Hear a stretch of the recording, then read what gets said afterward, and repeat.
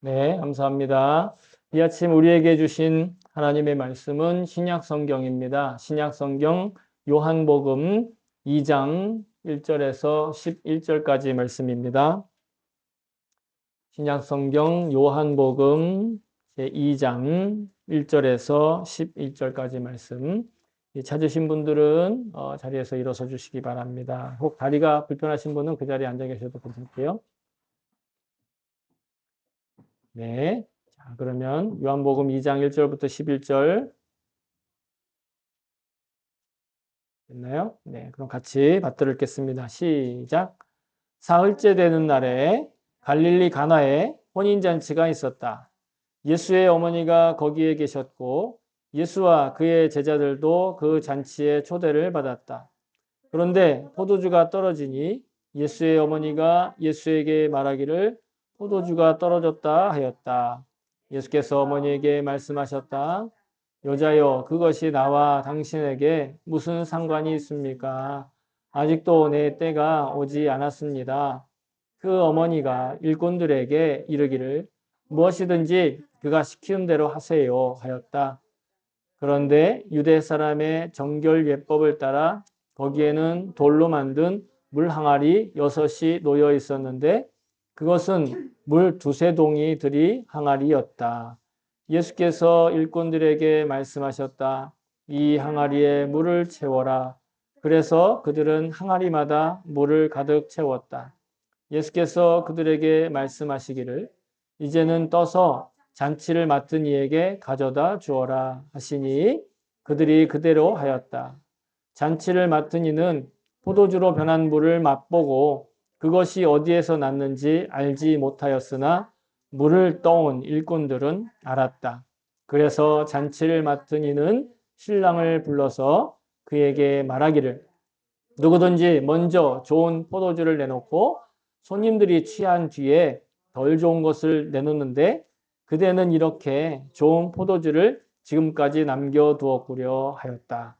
예수께서 이 첫 번 표징을 갈릴리 가나에서 행하여 자기의 영광을 드러내시니 그의 제자들이 그를 믿게 되었다. 아멘. 주의 말씀입니다. 네, 모두 자리에 앉아주시기 바랍니다. 제가 설교를 위해서 잠깐 기도하겠습니다. 참 좋으신 하나님 아버지 감사합니다.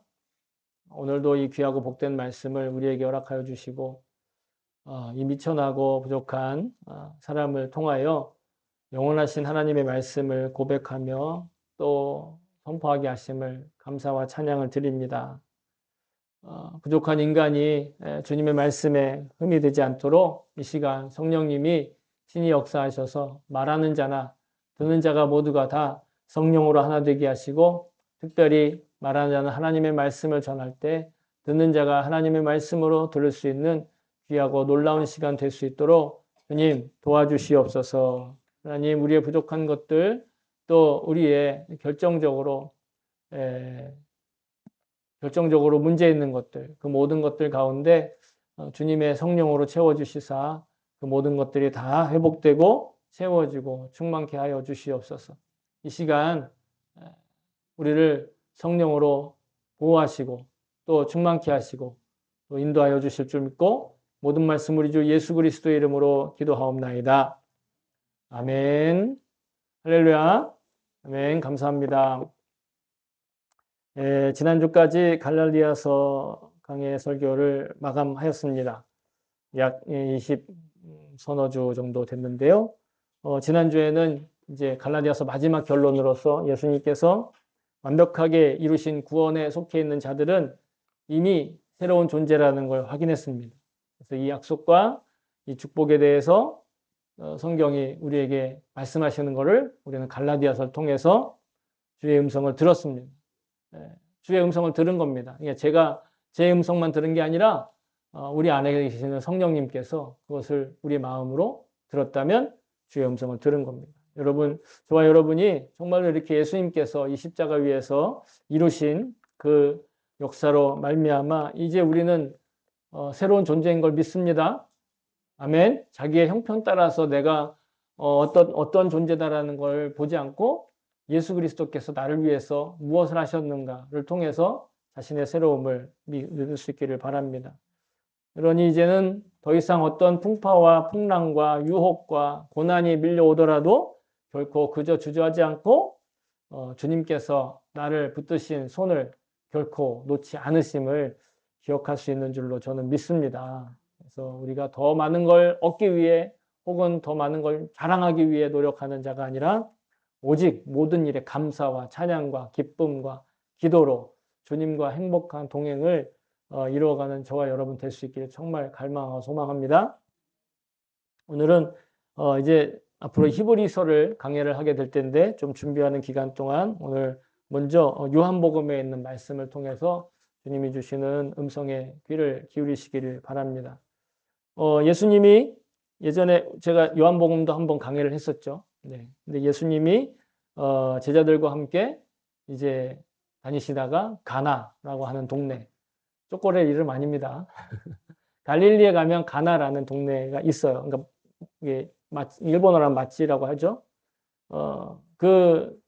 이 가나에서 있었던 이 혼례 잔치의 에피소드는 여러분 아시겠지만 이 요한복음에만 나와요. 그러니까 요한만 기록을 했다라는 뜻이죠. 뭐 복음서를 마태도 마가도 누가도 기록을 했지만 그들의 기록에는 이 가나에서 있었던 혼례 잔치가 나오진 않습니다.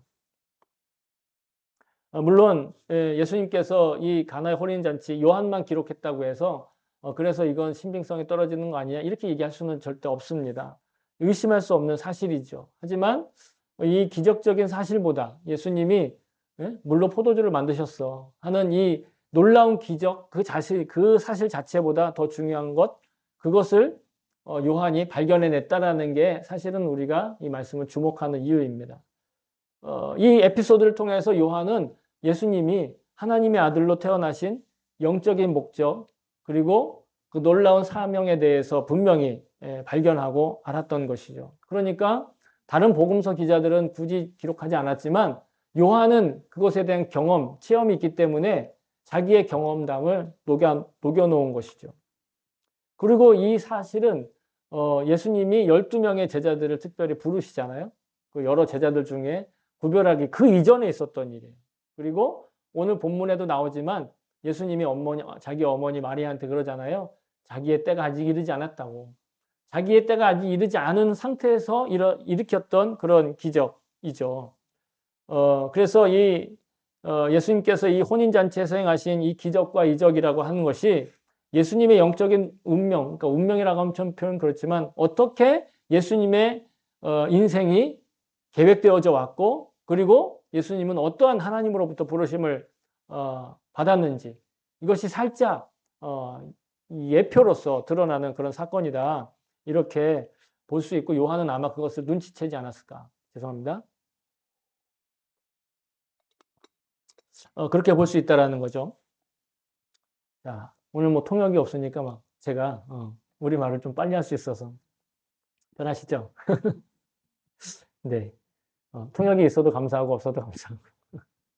자, 예수님은 우리가 다 알다시피 예수님은 실존 인물입니다. 아멘. 실제 사건에서 살아계셨던 분이에요. 그러니까 어떤 소위 말하는 그냥 신화 속에 등장하는 인물이나 아니면 그냥 이야기 속에 나타나는 그런 군중 속의 하나의 사람이 아니라 실제 사건에 살아계셨고 지금 우리의 실제 사건에 동참하고 계신 분이에요. 그런데 많은 사람들이요 예수님의 교훈이나 가르침이나 아니면 특히 이제 예수님이 기적을 일으킨 거 그런 것들에 많이 초점을 맞추는 게 사실이잖아요. 그죠? 예수님이 어떻게 말씀하셨고 예수님이 어떠한 가르침을 주셨고 이런 것 플러스 예수님은 어떤 기적을 일으키셨고 이런 것들에 사람들이 더 관심을 많이 갖고 그런 귀 기울이고 있는데 어떻게 보면 예수님이 말 그대로 놀라운 인물이었기 때문에 왜냐하면 하나님이시면서 사람이라고 하는 정말 신비로운 그런 존재이시잖아요. 그래서 사람들은 그 놀라운 존재에 대한 기억을 아마도 그분의 정말 남들 그 어떤 사람도 그 지혜를 어떻게 뭐라 그럴까요? 그 지혜를 거스를 수 없고 그리고 또 그 기적을 일으키는 게 너무도 놀랍다 하는 것들을 이야기할 텐데 그렇지만 예수님은 아무리 그렇다 할지라도 우리의 삶과 동떨어져 있는 마치 둥구름 잡는 듯한 그런 뭐 공중에 둥둥 떠서 다니는 그런 분은 절대 아니었다라는 것이. 예? 흐릿하게 잊혀져가는 그런 인물이 아니라 여러분 지금도 우리처럼 숨쉬고 이 땅에 땀 흘리며 또한 눈물도 흘리고 추위도 느끼고 또 가슴도 아파하는 사람의 모습으로 살아계셨고 지금도 살아계신 분이다. 여러분 그것이 우리의 고백이죠. 그러니까 예수님도 우리처럼 당시에 예수님이 그 팔레스타인에 2000년 전에 살아계셨을 때 우리가 겪고 있는 것처럼 여러 가지 인간관계에 얽힌 그런 일상생활을 살고 계셨다. 그러니까 예수님은 전혀 내가 살아가고 있는 인간관계 그런 것들은 전혀 모르시는 분, 내가 지금 고민하는 거 그런 것과는 전혀 이렇게 상관없이 정말 거리감을 딱 두고 그냥 일본어로 하면 에라소니 뭔가 이렇게 모든 것들 다 관조했듯이 그냥 느긋하게 그렇게 사셨다는 분이 아니다라는 거예요. 예수님이 공생의 사역을 시작하기 직전에 광야에 나가서 40일 동안 금식하셨죠. 네. 근데 그 이후에는요, 그때만 예수님이 세상과 따로 떨어져 살고 계셨지, 뭐 그 이후에도 평생을 수도원에 살거나 아니면 산신령처럼 막 높은 산에 올라가서 막 기다렸다가 제자들이 왔느냐 이런 분이 아니었다라는 거예요. 우리와 함께 물론 그분의 사명은 너무도 특별하고 영적이고 신령하죠. 그죠? 아무도 침범할 수 없는 그런 사역 아니겠습니까? 그러나 그의 일상은 매우 평범하셨다라는 거예요. 그래서 세례자 요한도 있잖아요. 너무 평범하게 사시니까 예수님한테 자기 제자들, 세례자 요한에게도 제자들이 있었거든요. 그 사람들을 보내가지고 혹시 진짜 당신이 오실 그 메시아가 당신이 맞느냐 확인하러 보낼 정도로 너무 지극히 평범하고 일상적인 삶을 사셨다라는 거예요. 예수님 우리와 같은 그런 일상을 사셨고 체험하셨고 그래서 우리 인간의 삶에 대한 깊은 이해를 갖고 계신다. 저는 그렇게 믿습니다. 왜냐하면 성경은 이렇게 얘기하고 있어요. 우리에게 있는 대제사장, 우리에게 있는 대제사장은 누굽니까? 바로 예수님이죠. 우리의 연약함을 동정하지 못하실 이가 아니요 모든 일에 우리와 똑같이 시험을 받으신 이로되 죄는 없으시니라. 시험을 똑같이 받으셨다라는 건 우리가 느끼는 아픔, 우리가 느끼는 갈등, 우리가 느끼는 주저함, 우리가 느끼고 있는 그 인간적인 모습을 예수님도 느끼긴 하셨다라는 거예요. 그런데 우리는 그러한 유혹이 오면 어떻게 돼요? 죄로 기울어서 죄의 행동까지 나아가는데 우리들은. 그러나 예수님은 그 죄를 짓지는 않으셨다라는 거예요. 그 차이일 뿐이지 예수님이 우리의 인생의 문제에 대해서 예수님이 우리가 지금 겪고 있는 여러 가지 아주 자질구레하고 소소하고 정말 말하기도 민망한 그러한 것들조차 예수님은 다 어떻게 한다? 알고 계시고 이해하시고 깊이 관여하고 계신다라는 거예요.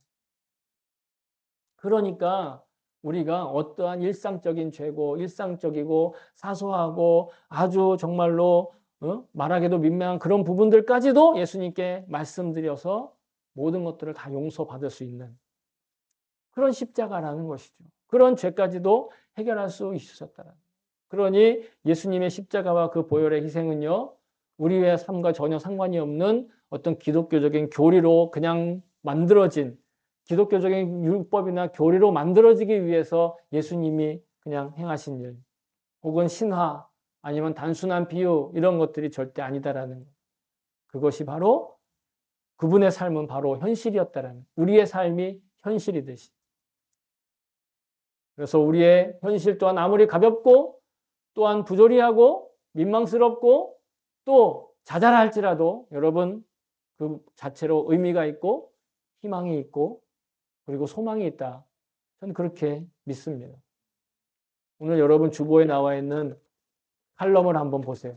제가 칼럼을 이제 일본 분이 쓰신 책을 중심으로 다시 칼럼을 쓰고 있는데 오늘자 칼럼이 바로 그러한 내용과 일맥상통하는 내용이라 여러분 댁에 가서 꼭 읽어보시면 좋겠는데 물론 우리가 신앙생활을 하다 보면요. 특별히 시간을 할애해서 특별히 따로 떨어진 장소나 또 시간들을 빼놓고 기도하고 영적인 감수성을 회복하기 위한 뭐 집회나 수양회나 이런 것에 사용해야 될 때가 있습니다. 물론 예수님도 보세요. 사람들과 계시다가 산에 올라가셔가지고 밤새 기도하시기도 하고 그러셨기 때문이죠. 하지만 실제 우리의 깊은 영성, 또 넓은 영성은요, 우리의 일상생활에서 자라나고 숙성되고 견고해지고 튼튼해지는 것을 저는 믿습니다. 왜냐하면 예수님도 항상 성전에만 계시거나 아니면 회당에만 계시거나 아니면 그런 영적으로 유명하다는 사람들을 쫓아다니면서 그들에게만 막 몰입해서 지나지 않고 오늘도 보시는 것처럼 어머니가 혼인잔치에 가니까 아들인 예수도 같이 혼인잔치에 참석하시기도 하고 그곳을 가기 위해서 길거리를 지나기도 하고 흙탕물을 튀기면서 다니시기도 하고 또 먼지에 묻어서 다니시기도 했다라는 예수님과 동행한다는 그 삶을 단지 어떤 세속의 삶과 분리돼서 그냥 뭔가 정말 둥구름 잡는 것처럼 구름 위에 둥둥 떠서 있는 것처럼 뭔가 모든 것들이 다 그냥 성경에 나와 있는 것처럼 완벽하게 잘 이루어지는 것만이 예수님과의 동행하는 삶이 아니다. 그냥 사소하더라도 그리고 자랑할 만한 것이 못 되고 너무도 평범하고 일상적인 것이라 할지라도 우리는 예수님과 함께 동행하는 삶. 평범한 일상들 가운데서 이미 예수님이 나와 함께 계신다라는 그 삶을 체감할 수 있음을 저는 믿습니다. 예수님이 혼인잔치에 가셨어요. 혼인잔치와 같은 그런 기쁘고 즐거운 잔치에 있어야 될 게 뭘까요? 그쵸. 네. 저는 술을 안 마시긴 하지만 여기 포도주라고 나와 있지만 이 사람들이 왜 포도주를 마셨는가? 술 마시기 위해서가 아니라 물이 부족한 데다가 과일을 잔뜩 이렇게 해가지고 숙성을 시키면 당시에 설탕이 많았겠어요? 적었겠어요?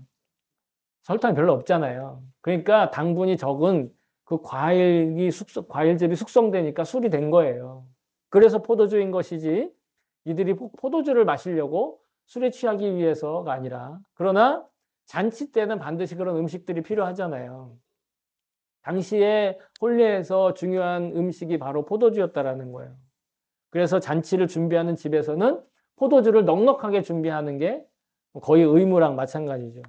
우리 그 일본은 좀 결혼식이 좀 다르긴 하지만 우리나라식 한반도에서 있는 결혼식은 좀 그죠? 내가 지인의 지인의 지인까지 올 걸 다 계산해가지고 음식을 준비하잖아요. 그죠? 일본 결혼식은 연락해가지고 오겠다고 대답한 사람만 준비하잖아요. 장례식도 그렇고. 근데 문화의 차이긴 하지만 이스라엘의 이 결혼식 문화랑 우리나라 결혼식 문화랑 조금 비슷한 면이 있어요. 음식을 넉넉히 준비하는 거예요. 떨어지지 않게. 그런데 그날은 음식이 떨어져 버렸단 말이에요. 우리가 어떤 먹을거리들은요, 그 날이나 그 상황이나 그 뭔가 그 어떤 이벤트 자체를 상징하기도 해요. 그죠? 예를 들면 송편 그럼 뭐가 떠오르세요? 송편 그런데 설날이 떠오르는 사람은 없어요. 그죠? 떡국 그런데 설날이 추석이 떠오르는 사람은 없죠. 응? 팥죽 그러면 뭐가 떠올라요? 동지 섣달이 떠오르고 부럼, 견과류 그러면 뭐가 떠오릅니까? 예? 정월 대보름이 떠오르잖아요. 그런 것처럼 그들에게 있어서 포도주, 포도음료 그러면 잔치가 딱 혼인잔치가 떠오르는 정도로 분리될 수 없는 것들이에요. 근데 저는 이 구절을 묵상하면서 그런 생각이 들더라고요. 우리의 인생도 이와 같은 때가 너무도 많다. 잔치와 같은 인생을 살기도 하고 또 뭔가 내가 즐거움을 바라는 그런 인생을 살고 있고 축제와 같은 인생을 나들이와 같은 어떤 분은 이 땅의 삶이 소풍이다 이렇게 표현했던 시인도 계신데 그렇게 살지만 경자 우리의 삶은 결정적인 뭔가가 빠져버리고 부족하고 떨어져 버린 그 모든 것들이 채워지지 않는 그런 일상을 살 때가 너무도 많더라. 우리의 삶은 항상 뭔가 부족하잖아요. 결정적인 뭔가가 결핍되어 있다는 거예요. 늘 뭔가 아쉬워해. 그래서 감사와 기쁨과 찬송보다는 이것이 아쉽고 저것이 아쉽고 이것이 불안하고 저것이 불평 이런 것들이 계속해서 주어지는 마치 혼례 잔치에 포도주가 떨어진 것처럼. 영적으로는 우리가 예수님께서 이 십자가에서 이미 이루신 구원을 받은 삶, 그죠? 그 누구라도 다 구원받은 삶. 믿기만 하면 자기 것으로 삼을 수 있는 그 구원의 삶을 살고 있음에도 불구하고 여전히 우리는 육신적이고 물리적인 삶을 결코 그 삶에 벗어날 수 없기 때문에 그 결핍을 경험하고 있다라는 것입니다. 제가 자주 하는 말에 산 넘어 산이라는 표현이 있잖아요. 그죠? 산 하나 넘었어요. 그러면 정말 꽃길이 쫙 펼쳐져 있어야 되는데 웬걸 더 높은 산이 있다. 초등학교를 졸업하면 뭐예요? 중학교 입학하고 중학교를 졸업하면 고등학교 입학해야 돼. 고등학교 졸업하면 대학도 가야 돼. 대학 졸업하면 끝이 아니야. 사회 나가면 회사라고 하는 더 큰 문이. 회사 다니면 잘 되나? 거기 안에 또 여러 가지 문제가 마치 정말 혼인잔치에 내가 뭔가를 이루었어요. 잔치에 딱 들어갔어요. 그런데 포도주가 다 떨어졌어. 이것이 우리의 인생인 거죠. 물질적인 세계도 그런데 영적인 삶에서도 그런 경우들이 있더라는 거예요. 결정적인 뭔가를 쥐고 있지 못하고 결정적인 누군가를 만나지 못해서 여전히 혼란과 혼돈 가운데 불안 가운데 뭔가 자기가 이루은 것 같은데 결정적인 것이 빠져 있는 거죠. 그래서 초기 기독교 신학자인 어거스틴이라는 분이 계신데 그 어거스틴은 우리가 이렇게 얘기합니다. 우리가 주님 앞에 가기까지는 이 세상은 안정되지 않고 늘 불안하다. 주님 앞에 가기 전까지는 모든 것들이 불안하다. 그러니까 인생을 살면서 뭔가 안정되고 불안하지 않고 불편하지 않은 것을 구하는 건 사실 거의 불가능하다라는 거예요. 전도서는 그래서 이렇게 우리에게 말씀하고 있어요. 내가 해 아래에서 행하는 모든 일을 보았노라. 보라, 모두 다 헛되어 바람을 잡으려는 것이로다. 모든 것이 헛된데 어느 정도로 헛되냐? 바람 잡을 수 있어요? 바람을 잡으면 그 순간 그건 바람이 아니죠. 왜? 바람은 공기의 이동인데 바람을 잡았다면 공기의 이동이 멈췄다라는 건데 그럼 그건 바람이 아니죠. 헛되다라는 겁니다. 우리의 노력과 우리의 뭔가 열심을 내는 것과 여러분 복음이 약속하는 영생에 대해서 사람들이 오해하는 것이 죽은 다음에 가는 천국, 천당 이거를 보통 영생이라고 착각을 해요. 그러나 여러분 우리에게 주시는 영생이란 자기가 살아가고 있는 이유와 가치를 끊임없이 변화하고 있는 이 세속의 구성원과 세속의 사고방식에서 발견해내는 나의 태도와 자세가 그것이 영생이에요. 어렵습니까? 어렵게 느껴지십니까? 좀 어려울 수는 있어요. 그러나 내가 살아가는데 내가 어떠한 삶으로 살아가는지 분명한 눈이 열려 있다라는 거예요.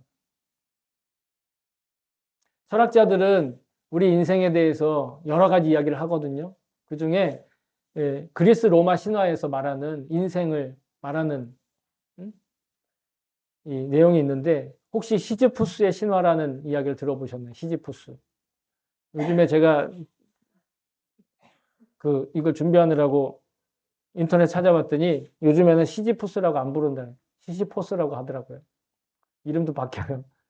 이게 뭐냐면 그리스 로마에 나오는 한 거인, 영웅에 대한 이야기인데 이 영웅이 사람들에게 불을 가져다 준 사람으로 유명해요.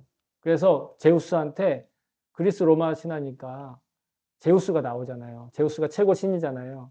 그 신한테 미움을 받아요. 그래가지고 어떤 저주를 받는데 어떤 높은 산에 이 시지푸스라는 사람은 장사거든요. 그러니까 힘이 무척 세요. 힘이 장사를 해서 그 사람한테, 그 영웅한테 그렇게 명령을 내려요. 이 돌을 갖다가 굴려서 저 산 꼭대기에 올려놓으라고. 그게 저주를 받는 거예요. 올려놓기만 하면 별이 끝나요. 근데 그래서 열심히 돌을 굴려가지고 산 꼭대기에 올려놓잖아요? 그러면 이게 그 반대편은 뚝 떨어지는 거예요. 산 꼭대기가 뾰족하니까. 또 내려가요. 그래가지고 돌을 굴려가지고 계속해서 그 위에 올려놔요. 그러면 가만히 있지 않고 그게 또 굴러 떨어집니다. 평생을 죽을 때까지 영원토록 그 저주의 굴레에서 벗어나지 못하는 걸 시지푸스의 바위다, 시지푸스의 신화다라고 하는 이야기가 있는데 그게 인생의 운명, 또 철학적인 운명, 철학적인 인생을 바라보는 시선에 있다라는 거예요. 이런 신화로 이야기하지 않더라도 오늘 본문에 보세요. 혼인잔치에 포도주가 떨어진 것 같은 삶의 문제는요, 여전히 우리 삶에 여전히 남아있다는 거예요. 아무리 잘 나가는 것 같은 삶이라도 내가 보기엔 정말 부러운 삶인 것 같더라도 그 사람도 혼인잔치에 포도주가 떨어진 것 같은 결정적인 뭔가의 결핍을 느끼고 있다는 거죠. 그래서 사람들은요, 자기 나름대로 행복하게 살기 위해 또 자기 사람답게 살기 위해 그 필수적인 무엇인가의 결핍을 메우기 위해 자기 나름대로의 뭔가 대안을 마련해 나가고 있는데 결코 인간이 가진 그 대안들은 대안다운 대안이 없다라는 것. 그것을 성경은 오늘 우리에게도 말씀하고 계신다라는 것. 성경이 말하는 인생의 부족함이란 잔치집에 먹을 것이 없는 것과 같다. 잔치는 벌어졌지만 정말 뭔가 대단한 것이 일어나는 것 같지만 핵심적인 것이 빠져있는 이런 결핍의 상태가 되자 예수님의 어머니 마리아가 예수님께 얘기하죠. 집에 포도주가 떨어졌습니다. 이 집에 포도주가 떨어졌답니다. 결핍에 대해서 얘기하는 거예요. 그러나 예수님은 당신의 때가 아니다고 하면서 뭔가 거절하는 것처럼 말씀하시죠. 그러나 마리아는 그럼에도 불구하고 그 집안에 있는 사람들한테 이 일꾼들에게 저분이 하시는 말씀을 귀담아 잘 듣고 꼭 그대로 행하라. 무슨 말을 하든지 그대로 행하라. 이렇게 이야기를 합니다. 예수님께서 무슨 말씀을 하시든지 그대로 행하라. 여러분, 이것이야말로 예수님을 주님으로 부르고 있는 우리들에게 하시는 말씀이다.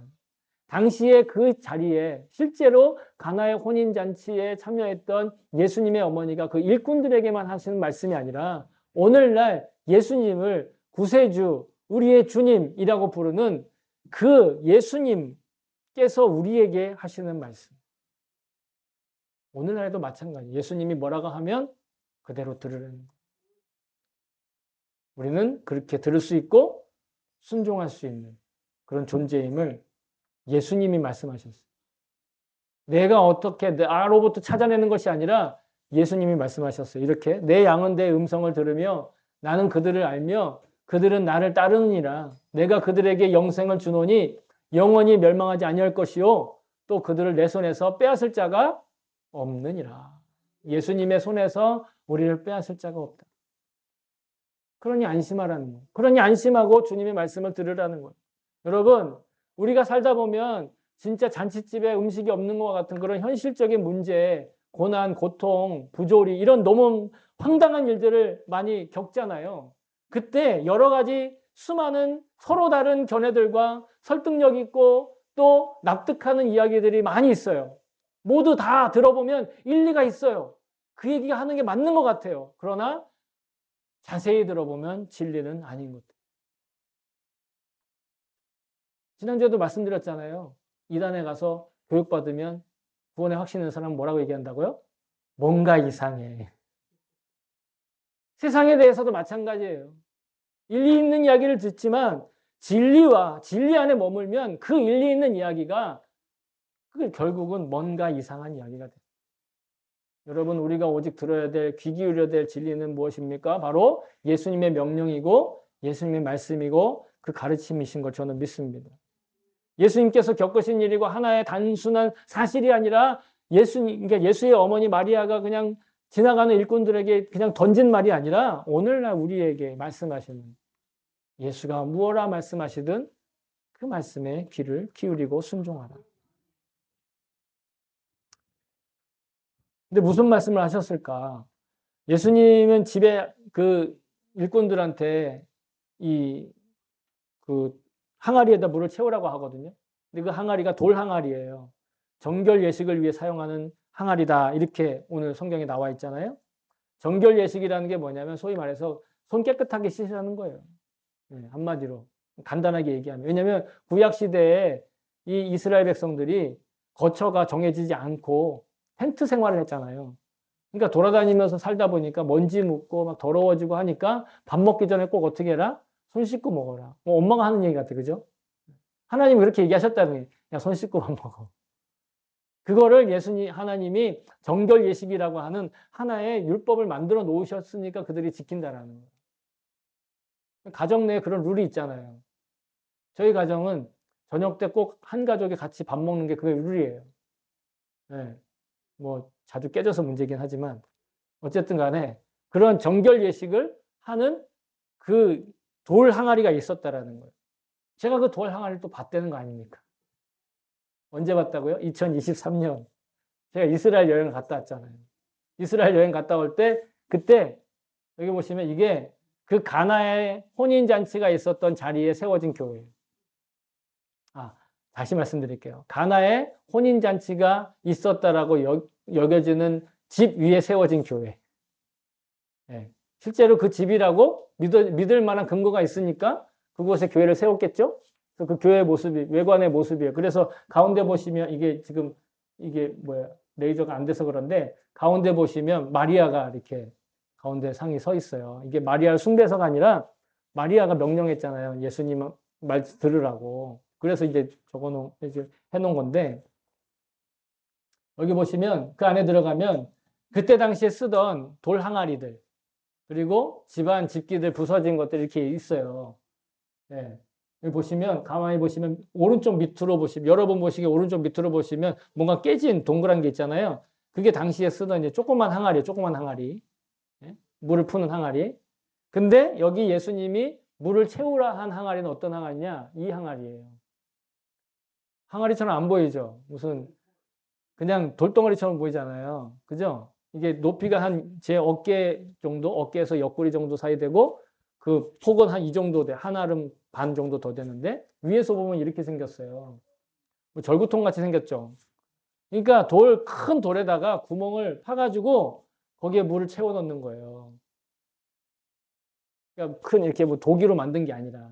우리 여러분 온천에 가시면 갓개유라고 해가지고 예? 들어가는 입구에 큰 항아리에 물을 계속 흘려보내면서 그거 나중에 들어갈 때 그죠? 몸 일단 적시고 들어가잖아요. 그거랑 비슷한 거예요. 한마디로 이게 입구에 있어가지고 누구나 다 여기서 물 퍼다가 어떻게 해요? 손 씻는. 그러니까 이게 옮겨 다니는 항아리가 아니에요. 그냥 고정되어 있는. 그러니까 여기다가 물을 채워 넣고 아까 보셨던 이런 돌 항아리, 작은 돌 항아리로 갖다가 물을 퍼다가 어떻게 해요? 그 오늘 파티 플래너, 그 잔치를 주관하는 그 잔치 주관자에게 갖다 주라는 거예요. 이 돌 항아리에서 물을 넣고 다시 여기에서 다시 퍼다가. 사람들이 종종 오해하는 게 이 본문만 읽으면 그냥 항아리에 물을 채운 다음에 그 항아리 들고 간 줄 알잖아요. 그게 아니에요. 이거는 그냥 고정되어 있는 거고 거기에다 물을 채우고 채웠던 걸 다시 뜯는다는 얘기죠. 그러니까 어디서 온 물인지 어떤 물인지 누구는 알아요? 하인들은 알아요. 하인들은. 어떤 하인들? 예수님의 말씀대로 행한 하인들은요. 그 물이 어디에서 왔는지 어떻게 거기에 담겨졌고 어떻게 그 사람에게 갔는지를 아는 건 누구다? 하인들이다. 하인들은요. 그 일꾼들은요. 예수님이 그 말을 하니까 좀 어떻게 했겠어요? 움찔했겠죠. 저는 움찔했을 거라고 봐요. 그죠? 물을 그냥 채우라고 하니까 거기까지는 괜찮겠는데 다시 또 이걸 갖다 퍼다가 갖다 주라고 하니까 그때는 좀 이게 괜찮을까? 이런 생각도 들면서 좀 당황스럽기도 하면서. 그러나 그들은 순종했어요. 그죠? 뭐 어차피 손안할 일은 아니에요. 자기네가 그죠? 자기네가 임의대로 떠온 게 아니라 누가 시켜서 한 거니까 왜 가져와서 그러면 저 사람이 시켰다고. 얘기만 하면 되는 거니까. 책임이 별로 크지 않죠. 그래서 만약에 잔치에 책임을 맡은 사람이 보고 왜 맹물을 떠온 거야? 이거 어디서 가져온 거야? 그래가지고 뭐라 하면 그냥 도로 갖다 놓으면 되는 거예요. 뭐 아무런 그죠? 큰 문제가 아닌 거예요. 조금 당황했겠지만 그들은 예수님이 시키는 대로 하였습니다. 그런데 놀라운 일이 일어나는 거죠. 포도주로 변한 물을 먹고 이 잔치를 맡은 사람은 놀라운 왜? 지금까지 내놓은 포도주보다 훨씬 더 좋은 포도주가 자기에게 지금 왔기 때문이죠. 그는요, 잔치를 총괄하니까 모든 물자와 식순과 그 안에 있는 그 재화들, 이런 것들을 다 파악하고 있어야 돼요. 그러니까 포도주가 언제쯤 어떻게 떨어진다라는 걸 그 사람 너무도 잘 알고 있어요. 사람이 얼마나 많이 왔고, 얼마나 많이 먹고 있고, 얼마나 많이 제공됐고, 뭐가 얼마나 부족한지. 그런데 하인들이 물 떠온 걸 보고, 하인들이 가져온 포도주를 보고, 자기의 상식을, 자기의 계획을, 자기의 지식을 뛰어넘는, 자기의 한계를 뛰어넘는 그런 일이 벌어진다는 거예요. 그러나 하인들한테 묻지 않았어요. 이거 어디서 난 거냐고 하인들한테 묻지 않았어요. 누구에게 얘기해요? 신랑에게, 그 집 주인에게. 아니 이렇게 좋은 포도주를 왜 지금까지 안 내놓고. 다른 사람들은 다 먼저 그냥 저 학급 내놓은 다음에 술 취하면, 아니, 좋은 걸 먼저 내놓고 술 취하면 나중에는 그냥 찌끄레기 갖다가 별로 좋지 않은 거, 비싸지 않은 걸, 그걸 먹이면서 사람들이 분별력이 없게 하는데, 당신은 너무 좋은 포도주를 내었다고. 잔치의 전문가, 그리고 잔치의 그 주인조차도 그 포도주가, 물에서 변한 포도주가 어디서 왔는지 알지 못했어요. 그러나 누구는 알았어요? 순종했던 하인들은 알고 있었어요. 그리고 그 정체가 무엇인지도 누구는 알았어요? 순종했던 하인들은 알았다라는 거예요. 물리적이고 학문적으로 전문가였고, 그리고 소유주였던 잔치 맡은 자와 신랑과 그 집에 정말 힘 있는 사람들, 예? 그런 사람들은 알지 못했지만 그냥 일꾼들, 아무런 책임이 없이 시킨 대로 했던, 순종만 했던 신분이 낮은 그 하인들, 그 일꾼들은 알고 있었다라는 거죠. 우리가 인생을 살면서 아까 말씀드린 잔치집에 포도주가 떨어지는 것처럼 인생의 뭐 어떤 괴로움, 인생의 고뇌, 인생의 그런 어떤 여러 가지 문제들, 혹은 사람다움에 대해서, 또 예수님의 십자가의 복음을 아는 것, 이런 것들이 학위를 취득한다고, 전문가가 된다고, 돈을 많이 번다고, 나름대로 인생에 대해서 경험이 많다고, 산전수전, 공중전까지 다 겪었다고 알 수 있는 건 아니다라는 거예요. 그 경험들이, 그 지식들이, 그 놀라운 노력들이 있다고 해서 인생을 다 알 수 있는 건 아닐 수 있다는 거예요. 얼마나 많은 경험을 쌓았느냐, 지식을 쌓았느냐, 노력을 했느냐보다 더 중요한 것, 정말 결정적인 건 뭘까요? 바로 창조주이신 예수 그리스도께 순종했느냐라는 거예요. 예수 그리스도께 순종하고 그 무언가를 했느냐라는 거예요. 내가 인생을 살면서 아무것도 안 한 사람은 없어요. 심지어 나무늘보도 있잖아요. 앉아서 자기라도 하잖아요. 그죠? 그러면 그것을 예수 그리스도의 말씀을 따라서 순종하며 그 일을 했느냐라는 거예요. 예수님의 말씀대로 살아갔느냐. 예수님의 말씀대로 살아간 게 아까 처음에도 말씀드렸다시피 공중에 붕붕 떠서 산신령처럼, 아니면 뭔가 자기가 영적으로 대단한 능력을 가지고 있어서 살아가는, 그게 아니라는 거예요. 우리의 일상 가운데 예수님이 말씀하시는 것에, 그 지시에, 그 가르침에 순종하느냐. 여러분, 물론 우리가, 그리고 제가 말씀드리는 복음이란 삶을 윤택하는 행위의 노하우는 직접 가르쳐 주지 않아요. 그러니까 교회가 인기가 없죠. 일본에서 특히나 더. 하지만 복음을 믿고 예수님께서 지시하시고 명령하시는 것을 순종하면 여러분, 우리의 삶이 무엇인지, 사람다움이 무엇인지 반드시 만나게 되고 또 부딪히게 된다는 거예요. 점점점 더 혼란과 폭력과 불안이 넘실대는 이 시대에 우리가 배워야 할 건 삶에 대한 더 많은 지식과 정보나 아니면 권위 있는 자가 아니라 예수님께 대한 순종입니다. 예수님의 말씀에 대한 순종입니다. 우리 교회는 배우는 교회, 베푸는 교회인데 우리 교회가 배우고자 하는 게 뭡니까? 바로 성경에 대한 지식도 아니에요. 신학도 아니에요. 바로 그 말씀에 대한 순종을 배우는 거예요. 예수님의 말씀에 대한 순종을 배우는 게 우리가 배울 바지, 뭔가를 더 많이 알고 뭔가를 더 많이 자랑할 수 있고 뭔가 더 많은 것들을 사람들한테 간증할 수 있는, 그래서 사람들이 더 많이 몰리게 하는, 물론 하나님이 하시면 하실 수 있겠죠. 그러나 그건 우리의 할 일이 아니다. 우리의 할 일은 뭐다? 바로 일꾼들이 예수님께서 물을 퍼날러라, 물을 퍼다 줘라 할 때 그때 순종하는 것. 복음은 우리를 세속적으로 더 나은 인생보다 참으로 아름다운 영생을 우리에게 약속하고 있는 것을 믿습니다. 예수님의 보혈을 상징하는 그 포도즙을 가나의 혼인잔치에서 만들어서 베풀어 주시고 또 나누어 주심으로 예수님의 새 언약의 피를 상징할 그 만찬의 포도주를 또한 기념하게 하시는 것입니다. 복음으로 사는 우리의 의미가, 삶의 의미가 질적으로 달라지게 하는 능력이 바로 예수님의 보혈입니다. 십자가에서 흘리신 그 보혈을 통해 우리는 이전에 맛볼 수 없었던 영생에 속한 그런 인생을 살게 되는 줄을 저는 믿습니다. 그게 바로 인생을 살지만 주님과 함께 살아가는 것, 그것이 곧 영생이다라는 것입니다. 진정한 복음이란 삶의 겉모습을 바꿔주시기에 앞서서 내 영혼의 본질적인 상태를 바꿔주시는 것임을 저는 믿습니다. 사랑하는 성도 여러분, 예수님은 우리와 같은 인간의 몸으로 계셨습니다. 우리가 일상을 살아가는 것처럼 예수님도 일상생활을 살아가셨습니다. 그런데 예수님이 함께 하셨던 그 자체도 포도주가 떨어졌습니다. 결핍이 생겼습니다. 우리도 예수님을 믿지만 결핍이 생기고 혼란스럽고 무질서하고 부조리한 상황을 마주하게 됩니다. 그때 예수님께 순종한 하인들은 기적을 체험합니다. 이적을 체험하죠. 파티 전문가도 그 집주인도 알지 못했던 포도주의 출처를 예수님께 순종했던 하인들은 알았습니다. 발견했습니다. 주님께 순종하는 것이 신분이 낮은 하인들이나 하는 일처럼 바보 같다고 또 멋있어 보이지 않는다고 여겨질 수 있습니다. 하지만 그렇게 순종할 때 이 세상에 훌륭하고 잘난 이들이 알 수 없는 예수님의 이적과 기적을 또 간증을 맛볼 수 있습니다. 예수님의 기적을 또한 자신의 경험으로 체험할 수 있습니다.